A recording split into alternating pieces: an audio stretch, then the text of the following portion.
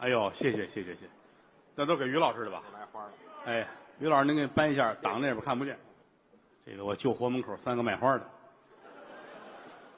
这个谁的夜壶啊？这是他都咽了。这是谁的内裤？挺好，这个传统节目，这叫什么呢？嗯，高峰、栾云平演的这是，口吐莲花。哎呦嚯，您来晚了啊！送这么些花，无以为报，真是。于老师要不躺哪儿啊？我就躺在鲜花丛中呗。啊？你要是年前躺，大伙儿非得想起朝鲜某领导人来。哎，别开这套。说良心话，您是有点像。啊，还没戴墨镜呢啊。你说人也奇怪哈，啊，谁跟谁长得就挺像，是有时候净说你长得跟我们家谁哪亲戚似的啊。哎，你像我们同学，净这样。这不新鲜。尤其亚洲人很相似，好多人说像金同志，同志并不是对死者的不尊敬没有。啊。还有人说我，哎呀，这郭德纲长得跟金日成似的。谁说的？就死了还占便宜呢？您这个今天我们爷儿俩能够出，这爷儿俩，很开心，很开心啊！刚才高峰和栾云平表演了一段叫《口吐莲花》，传统相是一个传统节目。你包括这个打脑袋，嗯，这是个技术手段。对。曾几何时，有很多同行对这个认为应该批判。哦，哎呀，在舞台上打脑袋，这是一个多么残酷的现象！这都咱也不知反正什么高人说的吧？是吧？但其实大可不必。你说你看个电影，咣一炮轰死好几千人，你还真逼真啊！这舞台上这都是假的，又何况我们这个扇子根本就，它根本不疼，它是经过处理的，经过处理有声音，对，都是拿火烤过，声音。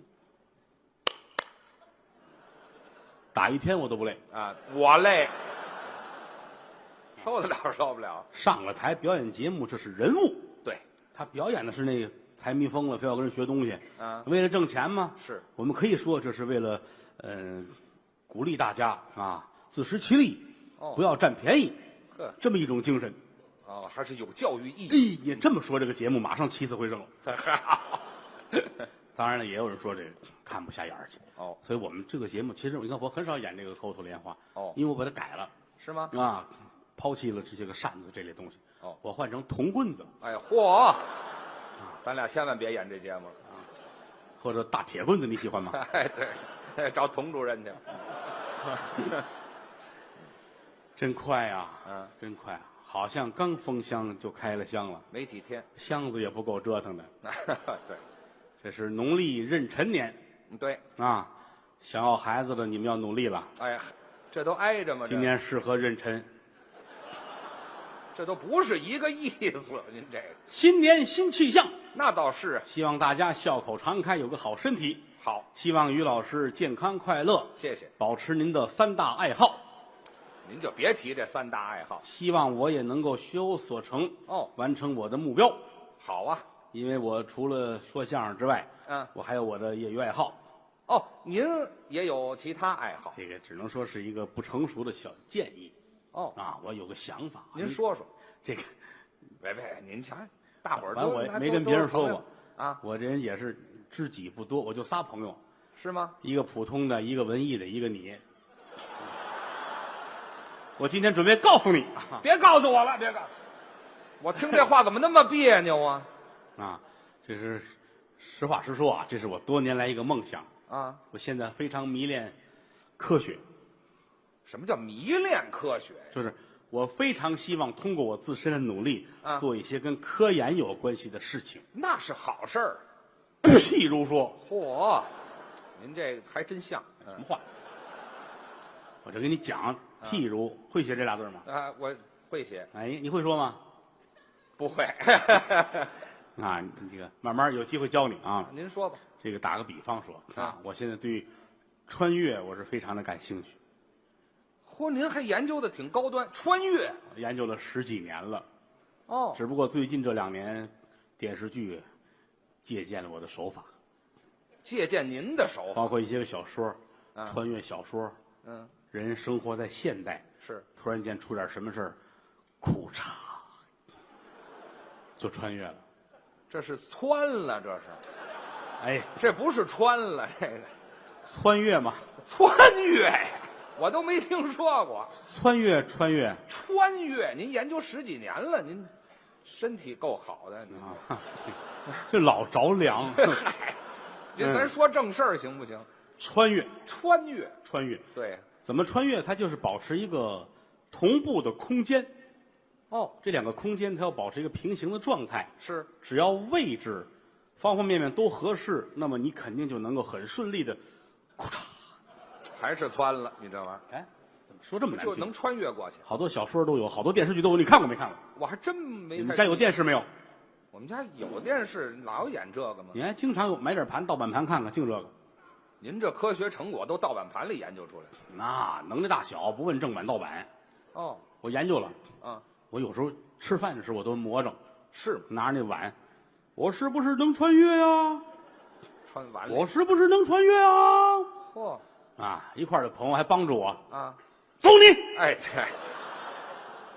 结果呢？其实要吃的米饭也没事儿，那是炸酱面。好家伙，你说我能不能穿越？哎，对，您要穿越到庞各庄的女朋友那儿去，差不多。我嫂子，就别提这个，没成功。拿汽水瓶子我也是。哦，我能穿越吗？这里头太小那眼儿，是啊，进不去。看着马桶我也是，这大，我能穿越吗？啊，回答我。回答我。哎，好家伙，越看越恶心，你这玩意儿。后来我想起来了啊，人家电视剧里边穿越，它是有先决条件的。什么先决条件？比如说，被害，还要被害，半夜走街上谁过来，咔来一刀，哎呦，当时裤衩穿越了。哎，这可以试一试。您试一试。哎，你这要您被害过去，穿越再回不来，您可要了命了。哦，这我倒也考虑过啊，我倒不是这么想的。万一咵给我一刀，我穿越过去了，是我那边待着时间长点。当我穿越回来的时候，你们把我装在盒里边了，我要噔噔噔一敲，你们会害怕吗？我们就能吓死这个。关键是一开那盒能迷你们眼。您这太缺德了，这个试试吧。夜半三更，还真是走到街头。谁杀我？朋友们好，谁来杀我？光天化日，朗朗乾坤，怎么连个坏人都没有？还找坏人呢？这个，哎，前面有一姑娘。哦，她会是坏人吗？我跟着她。你走着走着，姑娘一回头，好像她发现了什么，那就是看见你了呗。走得特别的快呀。吓我一跳。她走得快，我也赶紧快走，追她呀。她一会儿跑起来了啊，她跑我也跑。是他那我跟着嚯，到前面拐弯，人家进楼道了啊！我累得跟什么似的。是，结果我也没发现有什么东西追我们呀。那是人家拿你当坏人了，知道吗？没成功啊，没成功。接着再研究，我发现车祸是个好办法，还是死。当一撞上，裤衩，这老哭嚓哭嚓的，这个就形容嘛，这一穿越当裤衩。穿越过去，哎，当我越来身体越不行了，您这就是形容嘛，那个哎呀，行了行了，不行，您就说穿越就行。上马路站在街上来车啊，你撞我，这不你撞我，找死呢吗？这不他奔我来了啊！我要穿越，当真撞，再睁眼在医院里边，可不是在医院呢吗？躺着床上。墙也是白的，单子也是白的。这挂着输液的瓶子。好家伙，旁边摆一小桌子。有几瓶水。有一个盘子装的葡萄干干果。我妈坐在这边。你可醒过来了？你瞧这事儿。没事，妈您放心。不要紧的，这不练穿越吗？是不是？魔怔。哎呀，谁给我买的葡萄干？我最不爱吃葡萄干了。买的是葡萄啊！你都昏了1年多了。嚯，撞的真不轻这下。出院之后我都觉得很难过。哎，能出来就不错。哎呀，穿越没成功，给家里惹这么大祸，还得想啊。活着还有什么意思啊？死！你摸电门，哟，拿手一摸电门，嘡，死了，裤嚓！真穿越了这回。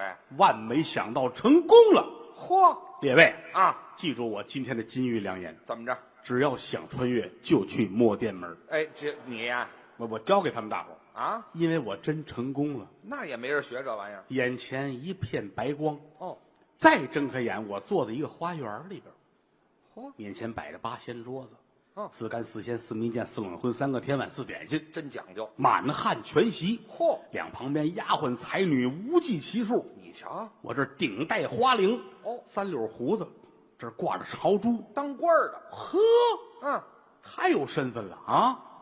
看看两边儿是啊，我说我是谁呀、还现问，旁边那美女乐了，嗯哟，您怎么把自己都忘了？就说是您是何的人呢？何大人。嘿，谁呀？和珅，嚯，清朝位极人臣的身份，这是大官儿。满洲正红旗牛骨卢氏，对，和珅和世龙，哎乾隆皇帝的亲家，哎，那是军机大臣领班的，要臣最有身份了。嗯， 1等中乡公啊！是。哦，位极人臣。嗯，我让你们都听话好。啊！今天我刚刚来啊，什么叫刚刚来呀？不是大人您说什么？这闭嘴闭嘴啊！啊，你别说话。咱们一块儿吃个饭啊！菜上齐了吗？嗯是大人，菜早上齐了，您吃吧。嗯等会儿啊，等我拍完了发个微博，咱们再吃。哎呀，嗨，您这谁听得懂呢？他们也不明白呀啊，我说你们都听话，我不会亏待你们。那好，乾隆爷是最宠爱我的了。那是。哟，大人您忘了，乾隆爷驾崩了，哎，死了什么时候的事情？啊？正月初3，哦今天正月18，我可看过历史啊，正月18是和珅去世的日子，就死的那天，我穿越过来是他最后一天。那你也享受了。哎，我这正说着呢，啊来了一帮太监哦，啊，拿着一个白色的铃子，对对对，何大人，啊，皇上让您升天。四白。看过历史的都知道，和珅最后正月18上吊勒死的，是啊，拖过白绫子来，我眼泪都下来了啊！但是我要有我最后的尊严。嚯，还尊严？打倒日本帝国主义！什么乱七八糟的？您这不挨着知道吗？啊！您这两码事，这差远了。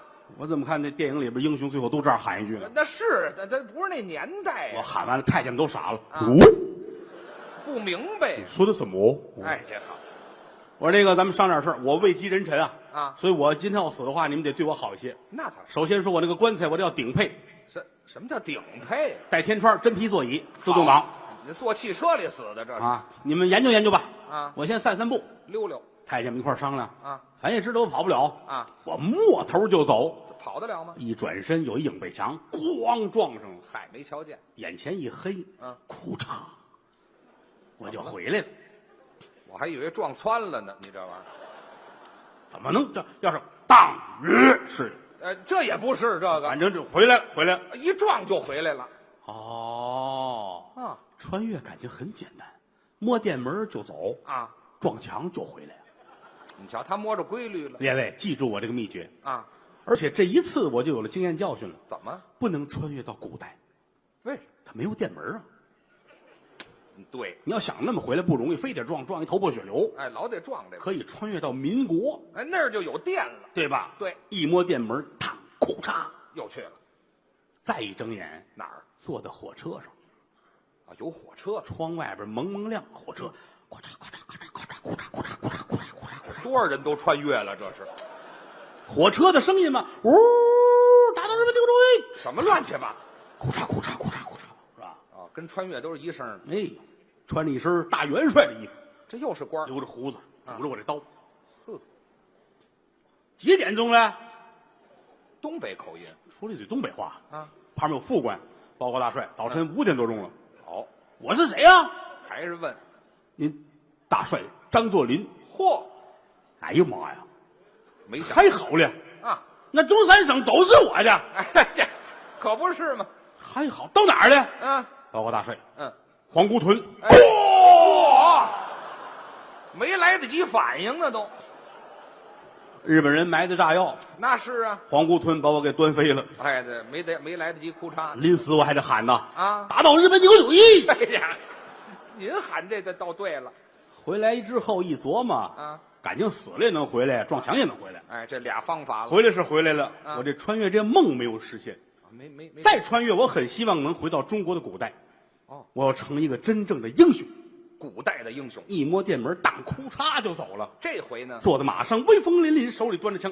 哦，哼，大英雄身后站着都是我的兵啊！是啊，啊，大旗子扑啦啦，行书就卷。哦，呵，心里边高兴。没了。哎呀，我说咱们这是哪儿啊？嗯，回禀将军，东岭关。哦，这个关，哎，东岭关是啊。我是谁呀？嗯，哎，这您怎么连您自个儿都忘了？对呀，您是守将哦卞喜，卞将军。哦，卞喜是东岭关，记住了。嗯，对面敌人可就来了，好打仗。坐在马上，拿着青龙偃月刀，嚯，大红脸，五柳长髯。这是关羽关云长，碰上关公了呵，到我跟前了啊！我还没说话，人把刀举起来，哦，咔，喂，宰了！当时我眼前一黑呀，啊，哭嚓！哎呵，好嘛，再一睁眼，怎么样？到了洛阳了。洛阳城河南城门以外，嗯，坐在马上，还是将军。旁边还有一人。这是你叫什么呀？先问他。你不认识我呀？嗯，我叫孟坦。哦你叫韩福。哦，韩福嘛。韩福，你叫孟坦。嗯，咱们等谁？等关公啊！嗯，怎么还等关公啊？正说着来了啊，大红脸，嚯五柳长髯，拎着刀，好家伙到跟前儿哎呦，嚓！啊，我要穿越！还穿越呢？再一睁眼，啊，哟，嗯，我是孟坦了。哎，穿越到这边来了。旁边这脑袋下去了，哎呦，那也是我。啊，这别跟人说这个了。关公没理这事，咔，哎，一道白光，呼嚓！哎，就别哭嚓了，死好几回了，这么会儿。再睁眼到泗水关了。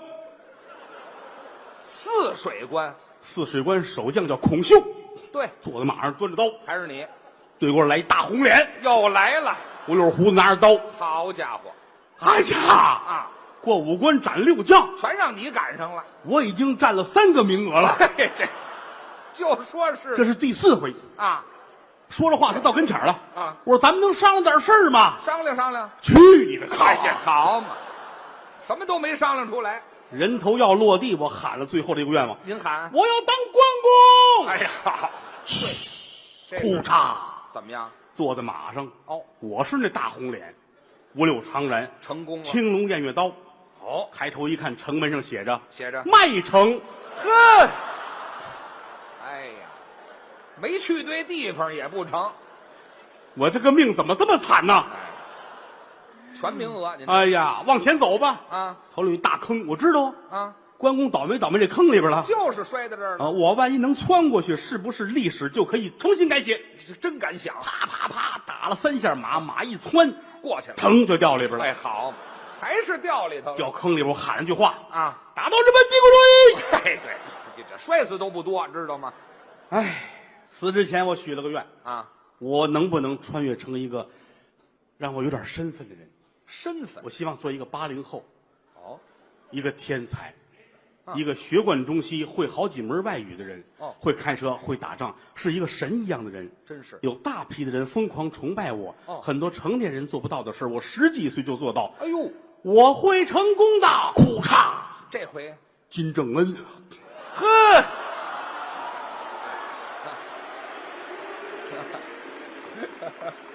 我留小分头就。哎，这我死了都值。我一想，我在穿越城啊，今日成，少来这套，不是真成功了成功是成功，但是第一啊，啊？我就会说一句思密达，嗨，那不成啊我估计他们得造我的反。啊！第二来说呢，老吃辣白菜我可受不了，哎，对，还嫌素但是这一下给我提醒了，啊！我要做一个外国元首，一个有身份的人哦啊！到我没有去过的地方啊！我要穿越，咣一撞墙，噌一下子，怎么样？哼，往这一站，我这个精神，黑皮鞋、小料裤子、白衬衣、黑西装，嘿啊，英姿飒爽啊！两边有人搀着我，那就有分了。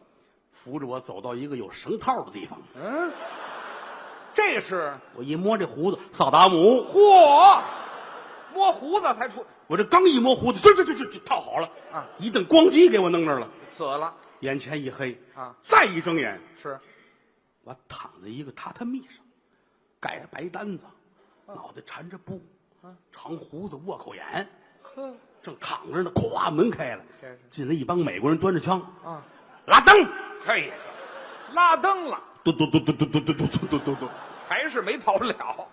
把我打死了。嗯，打死我不要紧，我很自豪。怎么呢？你想想拉登多了不起啊！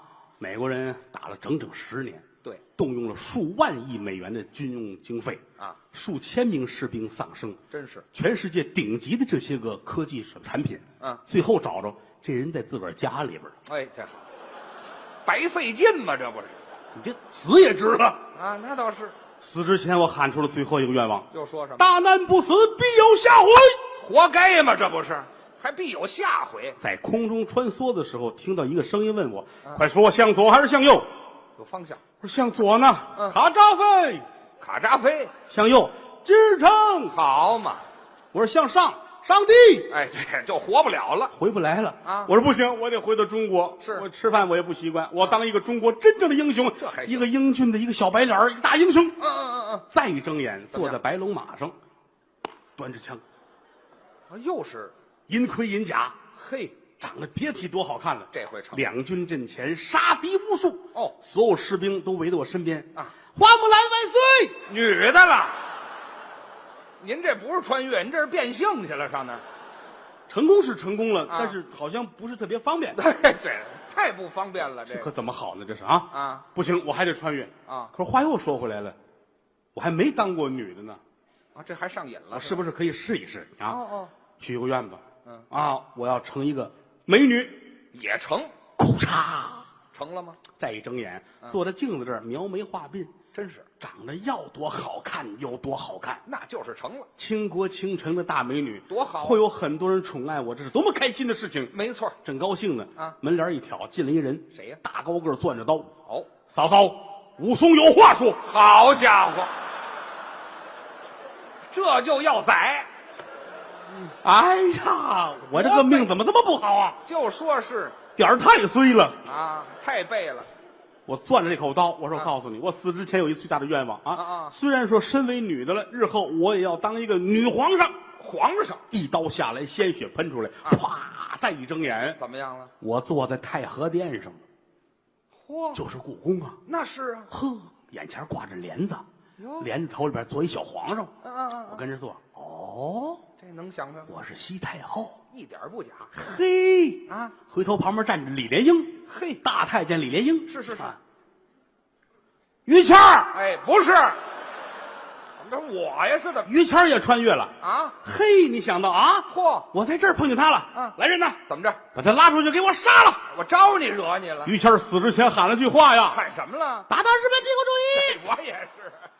刚才是高峰，高峰栾云平是，高峰是我师弟，对呀，说相声最卖力气，啊，话筒都湿了。好家伙，这还擦擦，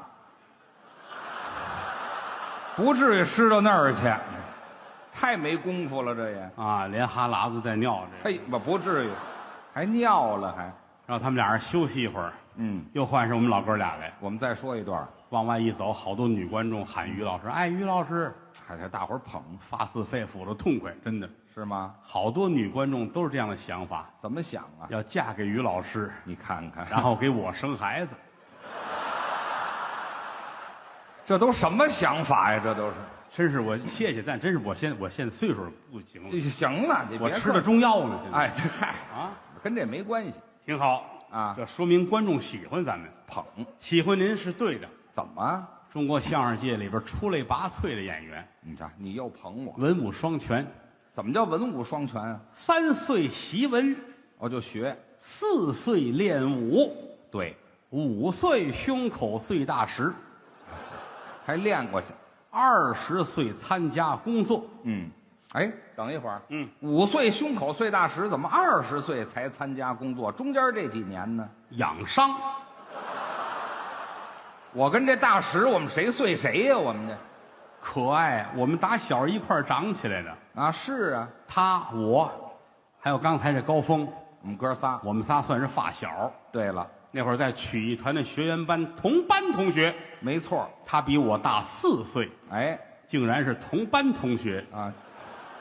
您那意思，我蹲了4年班是吗？那会儿我们仨坐一张桌子，对，在学校里边，我坐中间，哎，我们一排，这边是于谦，哎，这边是高峰。是，我上课淘气，老师骂我。哦，骂什么呀？郭德纲啊，在高峰和于谦之间啊，你就是个搅屎的棍子。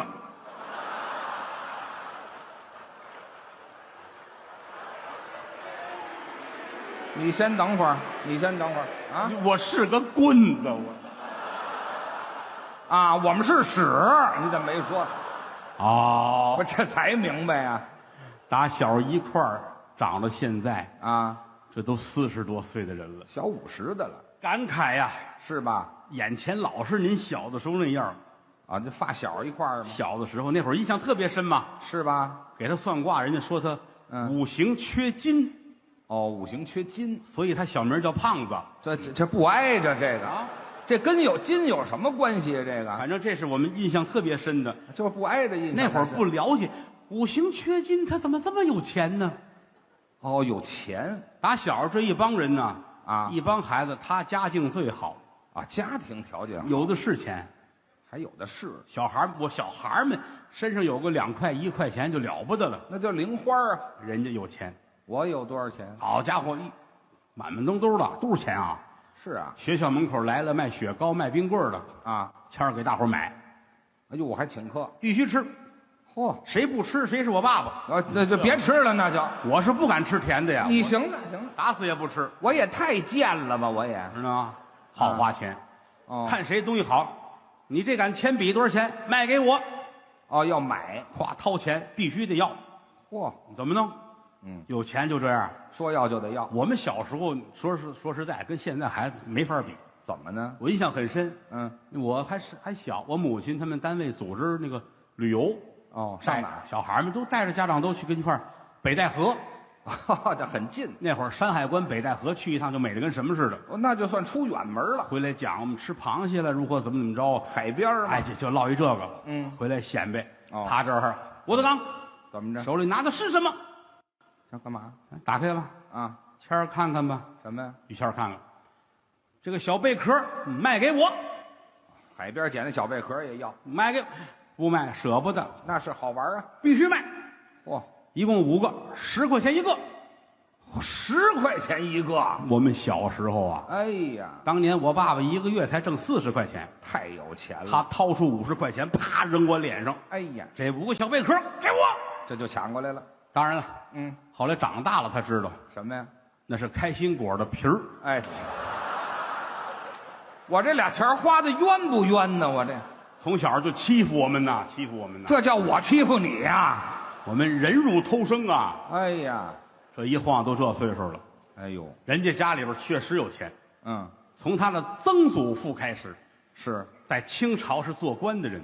当过这么一任官。我见他们家有张大照片啊，清朝留下照片有多少人呢？那时候能照相可不易。慈禧太后有过，是恭亲王有过，对，李鸿章、左宗棠这个有，剩下就是他曾祖啊，他也有，顶戴花翎，袍子卜卦，官还不小，黄马褂哦，还御赐的，哎，坐着，后边中堂，嚯，对联写着上联是吃亏是福。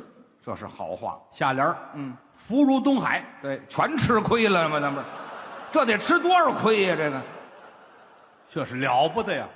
哎呀，曾祖父清朝的官儿，负责鹤顶红的品鉴，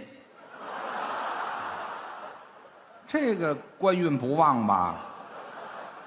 上任的当天就去世了，哎，这，那就是来活了，那就是，反正是有钱有势啊。曾祖父去世了，到后来他祖父也很厉害。祖父怎么样啊？家里边妻妾成群啊，鸡妾成群呐！啊，怎么叫鸡妾成群呢？有一个妾，剩下都是鸡。哎，这嗨，不是养鸡的那是怎么说？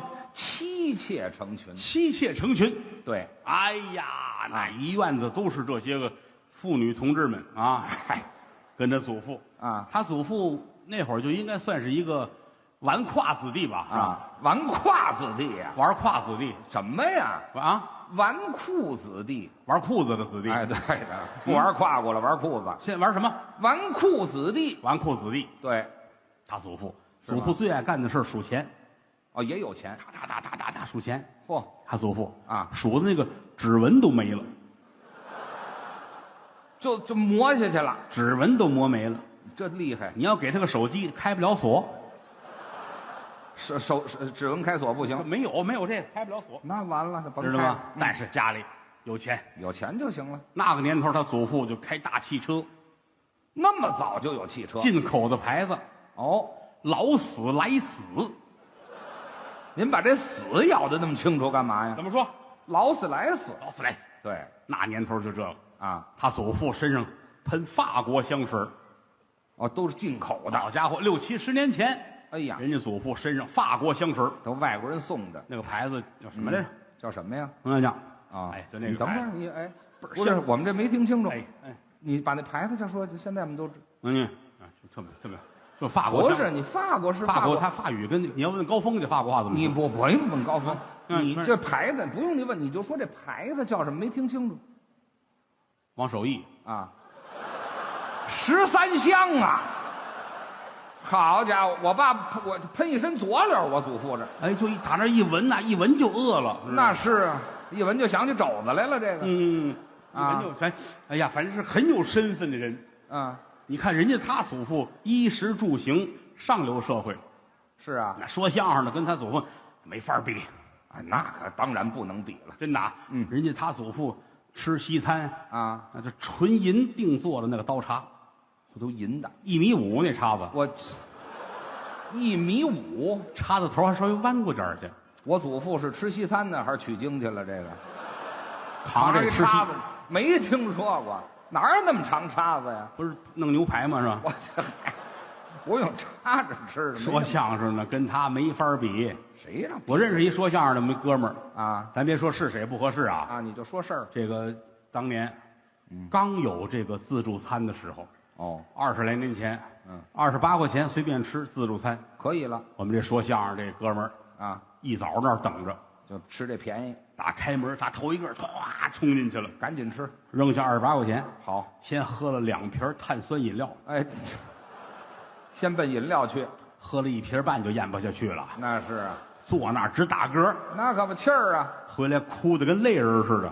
白花了。 28块钱喝1瓶半，嗯，受不了。什么都没吃啊，德刚，你给出个主意，我怎么能把钱吃回来？得吃好的。我说你傻，吃海鲜呢？对呀，吃海鲜多吃，那值钱。钱就回来了。哎，去了，这回请了，吃海鲜了。吃了20斤海带，哎，这呵，哎，什么便宜捡什么吃，合着是。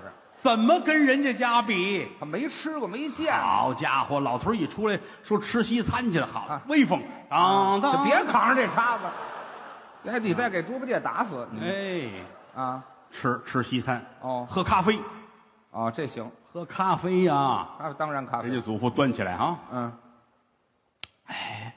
好喝这是正宗的是吗？人屎咖啡。哎，这呵，撂下吧，撂下吧。哎，行，我都闻见臭味儿了。那叫猫屎咖啡。行，别想了，别想了。我记得有一个是谁是动物是什么？吃完咖啡豆排出来，洗干净再磨碎了。对，是人呢是猫啊？猫屎咖啡人这个是不是产量大一点？啊，不那叫产量大不值钱。猫屎咖啡行，反正家里挺厉害，是吗？挺厉害啊。后来就传到他父亲这儿了。哦，父亲这份儿怎么了？真的啊，我在我心目中那个老头儿这份儿怎么个好法？关键他最大的一点，他就是享得了福，受得了罪。哦，全都行。你想到他父亲这辈儿，家里边也没这么大势力了，啊，就落魄了是吧？就算有点钱，坐吃山空也没了。哦，他们老爷子那会儿最惨的时候，做生意啊，外边挣钱养家糊口，哎，啊，就这么一个大户人家的大公子能干这个不容易。哦，他还真干活儿。他爸爸先是制杖，我爸爸傻了是怎么着？不是他有手艺制作那个手杖，这叫智障啊！制杖。他爸爸先制杖，你就别提这智障了。啊，先制杖，哦，然后他爸爸犯贱，对他要不智障，他犯不了贱。犯贱什么意思？那贩卖宝剑。嗨，你瞧挑这俩生意。哎哦，卖宝剑，怎么办呢？养家糊口啊。什么都得干啊。后来有段时间走街串巷，卖那蟑螂药。哦，这个当生意做呀？他也不是一上来就卖蟑螂药，怎么他先发那就更赔了，那就不要钱，当当当一敲门，来给你蟑螂药，撒到墙角。那这生意还怎么做？全赔进去了。他头一开始送你那不是蟑螂药，他送的是蟑螂的卵，怎么送蟑螂卵啊？都撒到墙角，撒吧。哦，等满屋子都是蟑螂，他爸爸卖药来了。哎呵，太缺德了，这老头儿知道吗？啊，后来还干别的活儿，还干什么呀？擦窗户，这可累活儿。高空啊吊好了绳子啊，给居民区擦窗户，这叫蜘蛛人呢。哎呦，老头儿可爱干这活儿了。这有什么好啊？哎呀，擦的是居民楼啊，居民楼怎么了？什么都看得见。啊，屋里头啊。哎，这儿吊好了，他爸爸一坐啊，你这不是吊好了绳子了，掉海里了，这是改王八了，这个都说多难听啊！啊，哎呦，瞧见什么了？这间屋里头什么呀？有一女的啊，洗完澡没穿衣服，好，光着呢。你爸爸，哦，行了行，不用摆姿势。女的一回头看见你爸爸了，哦，四目相对，怎么样？这就看谁嘴快。什么叫嘴快呀？你要等人女的说出来了啊，流氓，那就完了。那就完了。哎，别等他说话，你爸爸张嘴就喊上了。他说什么呀？看什么看？没见过擦玻璃的吗？哎嗨，好家伙，恶人先告状，这是厉害呀！脑子也得快呀，那是我们打小就知道他爸爸厉害。是吗？那会儿他爸爸骑自行车驮着他，啊，他爸爸骑着自行车，于谦儿坐在后边，带着我，骑着骑着，这孩子淘气，怎么？脚就卡在车轱辘里了。哎呦，这多疼啊！这要换别的那个一般的庸庸碌碌的家长啊，非得下来，怎么样啊？要紧的吗？疼不疼啊？得问问。人家他爸爸没有，我爸爸怎么样？骑着骑着啊，什么情况？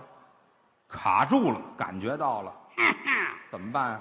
站起来蹬。哎呵，哎呀，我活到这么大不容易呀，我这个还站起来蹬，我脚下来了，这个厉害呀！那是厉害吗？越这样的家庭越出好样的孩子。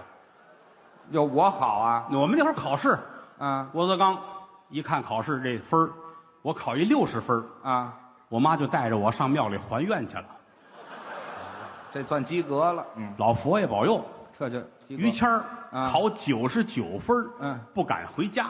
我这也是残疾人要强，我这个，这脚都弄下来了，还不好好学，坐了教室哭啊，99分不敢回家。是，那你也得走，不回家那行去？挨打吗？回家到门口，他爸爸正遛狗呢。哦，在外边呢。哎，一回头，看见于谦了，是考多少分？拿着考试这卷子啊，99，这都害怕。老头急了啊，遛着狗呢。哦，啪！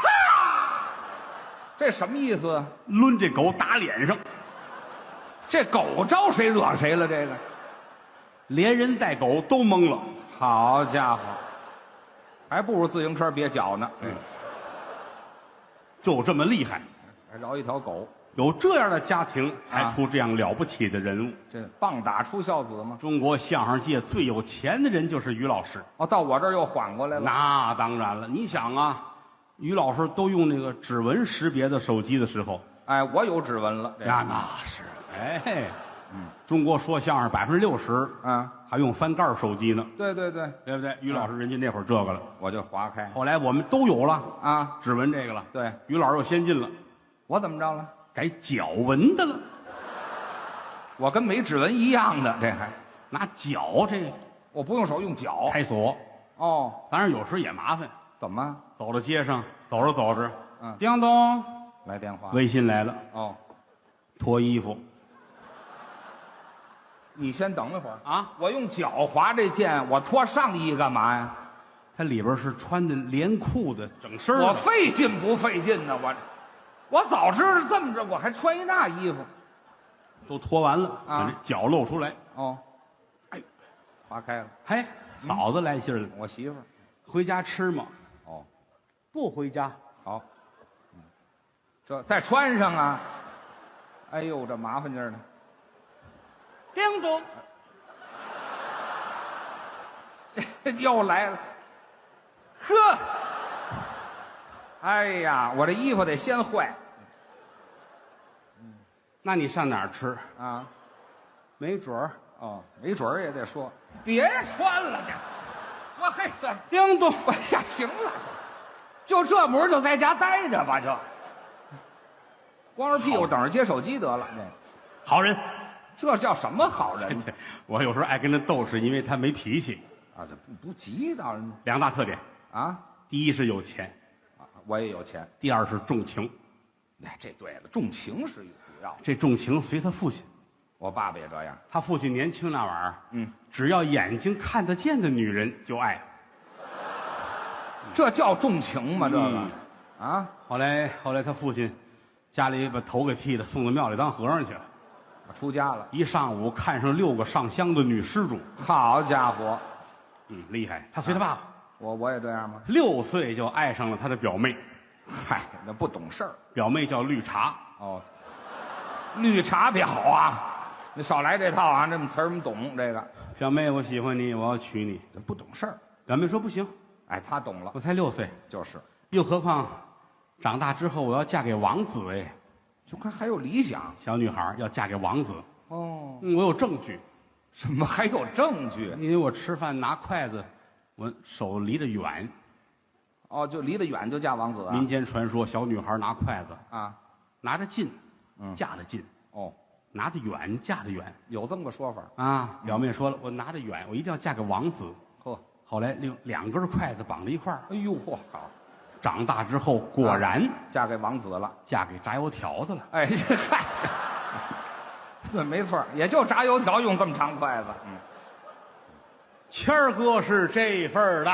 我哪儿好啊？我长这么大没干过坏事儿，哎，没有任何不正当的行为。咱们这人这正直。20几年前啊，由南到北，街上有很多洗头房的生意，是点一小粉灯，嗨，那都烂的呢。说是洗头，你进去看吧，连一把梳子都没有。他干的就不是这个。那会儿你要找说相声，你上那儿找一个准儿。嚯，好，全都在那儿，都在那儿搞创作呢。这是搞创作呢啊！但是于老师一次都没进去过。那咱们不干那事，他都不知道是干嘛的。对呀，打这儿一过啊，那屋里那大姐喊他：“是啊，玩会儿嘛！”好家伙，这谁玩谁呀？这个不是，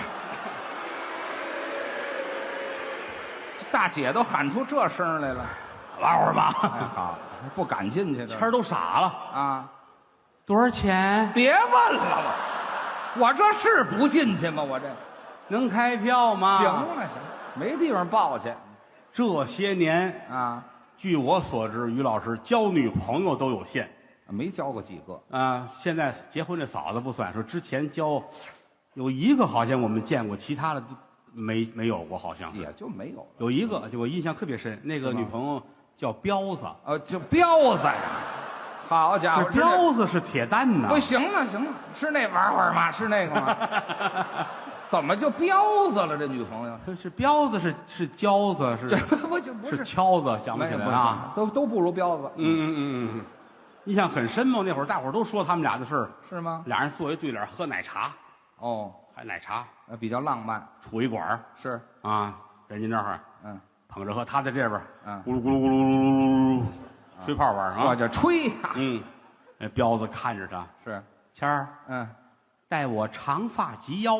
嚯，现在网络老这句话，长发及腰。对，我得接呀。当年人就说这个，是待我长发及腰。我说什么？谦儿乐了啊，拉屎要撩。哎嗨，一点都不浪漫了，这玩意儿。哎呀啊，把彪子气的呀！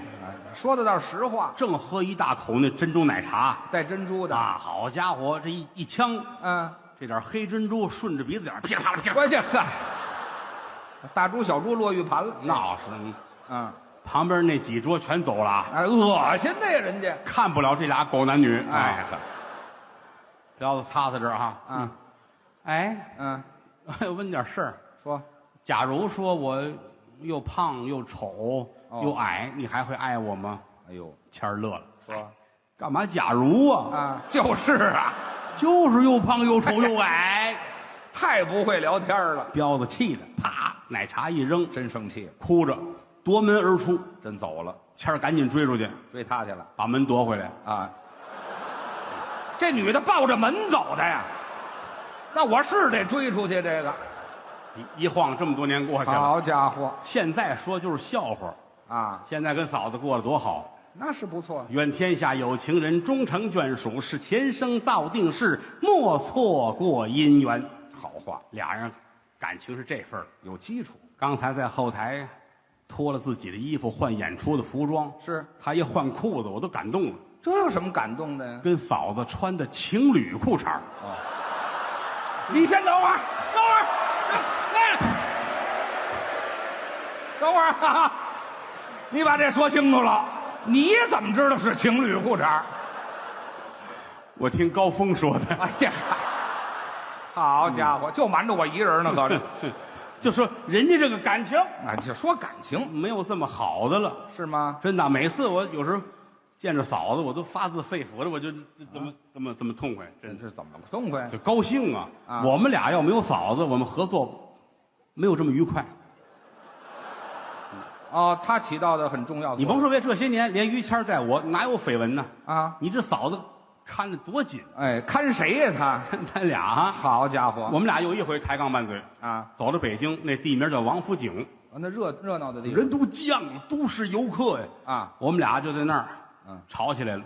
我们俩拌嘴了。我跟他说，我说我们当时正商量一个作品，哦我说这个地方这个结构就应该像是人穿衣服一样，哦，就像冬天穿衣服一层一层的把它裹严，包袱嘛。才会有效果。是是是。谦儿说不对，怎么？谦儿说这个就如同上澡堂子洗澡，嗯，一层一层的脱，哎，才会有效果。也有反着做的呀。我说我没明白，是他急了啊我脱给你看。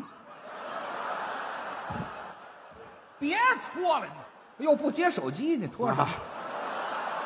我干嘛现场我就脱呀？我记得特别清楚，啊12月底，啊，冬天还是好家伙，脱个一丝不挂啊啊，衣服全脱了，站在那儿啊，冻的把我气的，你我抱着他衣服我就走了你缺德不缺德呀？啊，太损了，你这个连着好几天啊，我们俩没来往。那是他是在医院输液啊，我冻的那是嫂子给我打电话啊你上家来一趟吧，干嘛呀？没有你们俩这么胡闹的，就是几十岁的人了，上家我说说你来吧，闹，我去吧。我一想也正好，他也不在家，去吧。是赶紧，这叫什么话呀？这个啪啪啪一敲门，嗯嫂子一开门，哦，好，我一瞧真行，怎么就那个天气，嫂子穿个超短裙儿12月底穿超短裙儿穿超短裙儿哦啊，到这个到脖子这儿，啊？那不是超短裙，那叫假领子。这个不是下边上边在这个锁骨上，我没问上边，说下边，在锁骨下边。这还是假领子呀？这个嫂子，啊，死鬼，这叫什么对话呀？没良心的玩意儿啊！哦，你还知道来是吧？嗯，进来，哦，我进来，嫂子看看，嗯，没人啊没把门关上，啊，进来了。嗯，吵架了是吧？对呀，您不能这样。说说我今儿先说你，嗯，等他万一要是出院了能好，我再说他。什么叫万一要出院了？不是？他万一冻死，那就咱们再说，对吧？好什么别再说日子的过法是不一样的啊。那是吃饭吧，啊，缺德的啊！说什么了就吃饭？吃来，嗯，吃豆腐不吃啊？什么呀？小葱拌豆腐，哦哎，给我切了一盘火腿，哦，吃。嫂子，这什么菜？是有一腿啊！你们俩这事儿非搁明面上说，是吗？你就不避讳避讳？兄弟，吃饺子不吃啊？啊，我给你包点饺子吃。可以啊，哎，我好吃饺子好。嗯嫂子乐了。嗯兄弟，啊，好吃可不如饺子。啊，好玩啊，嗯，可不如包饺子。哎这，哎呀，咱别吓唬人行不行啊？汤，嫂子给我讲道理。终于怎么样？嫂子说服了我。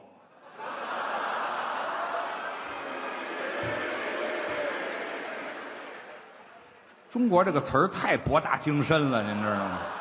你们用点好词儿行不行啊？哎呦，心旷神怡。啊我说行了，就算我的错儿不就得了吗？什么叫就算你的错儿啊？怎么都算我的就得了呗。行了行了我们哥俩这才好了。啊，回过头来，嫂子还说他呢，还说我什么呀？你也不能那样。啊，十冬腊月12月底啊王府井人来人往，你脱一光屁股，这不缺心眼儿吗？以后你可不能这样了。对看看节气，啊，哪季节不能脱知道吗？啊？另外，你跟德刚在一块儿，你好好的说相声。是，你没事，你说大伙儿一提你就是抽烟喝酒烫头，有意思吗？就说是烫头我理解，头发松烫就烫了吧。啊，但你这抽烟喝酒能不能改了它？毁身体其实真是为他好。是明儿开始不许抽烟，不许喝酒。哦。我不知您哪位说忌过酒跟烟，哎呦，可难受了。这个不好记天儿急的在屋里，啊！哎，你等会儿，我怎么老这样啊？就难受我啊。难受就变王八精了，我这个嫂子疼人，啊，给你弄点零食吧，哦，给我弄什么零食啊？好不好？那个，他们有的吃糖块儿，有吃水果儿，那不我这是事儿，糖尿病更坏了。不行啊，给你炒点干黄豆吧，炒黄豆当零食啊？睡觉前啊，大铁锅炒黄豆哦，10斤呢、哦，炒了10斤黄豆， 10斤干黄豆，好嘛，睡觉前必须把它都吃了。一天10斤呐？每天晚上睡觉前谦儿10斤干黄豆，哎呦，完事儿那个大桶子家里那个桶装水是，喝1桶，那是他叫渴呀，这玩意儿。就这一宿，这点凉水跟黄豆在肚子里行开了。哦，还行呢每天早晨5、6点钟，就听这屋里边啊！叮当，嘟烫，哎呀烫，嘟烫烫。哎，好嘛，打上仗了，嗯，嫂子一般都是等他放完之后半个小时苏醒。熏晕了都，哎呀，脸上都是土啊，没这么大尘土打磨土，这才起来啊打扫地，哎，拾掇，啊，这算踏实了。后来嫂子也说你不能这样啊，太毁了。你北京城里他不让放炮，谁放炮了咱家又是2环里，知道吗？啊？拦不住，那这生理现象吃黄豆上瘾比抽烟上瘾还厉害。好，我那也上瘾了后来气的嫂子，啊你就这样放吧，啊！有一天你会把你的大肠放出来的。嗨，吓唬我，他不管，每天早上起来叮当，他嘟烫，是痛快呀？有这么一天，怎么了嫂子早晨起来起得早，啊？给他做早饭，哦，做早点，做北京的小吃什么？卤煮，哦，就是卤煮的小肠。用猪肠子做的。嗯洗着肠子，突然间想起来了，嗯每天我都吓唬他，说你会把肠子放出来，哦，他也不害怕。是，今天难得呀，怎么家里有肠子呀，干嘛呀？我给他放在被子里，哎呦，这可缺德了。他一放他就害怕了，嗯，以后就不敢了。以为真放出来了呢。一大挂，猪大肠一大挂，哎呀，嫂子拿进来，还没醒呢，撩开被子放在里边，好，出去了。嗯， 6点来钟就听屋里叮当，门一开，于谦儿把脑袋探出来了，脸都白了，是，啪，把门又关上了。哦20分钟打开门，一身轻松。哦，媳妇儿，啊，那天你老说我会把肠子放出来，是，我还不信，嘿，今天终于放出来了。是啊，不过你别害怕，怎么呢？我又给它塞进去了。去吧。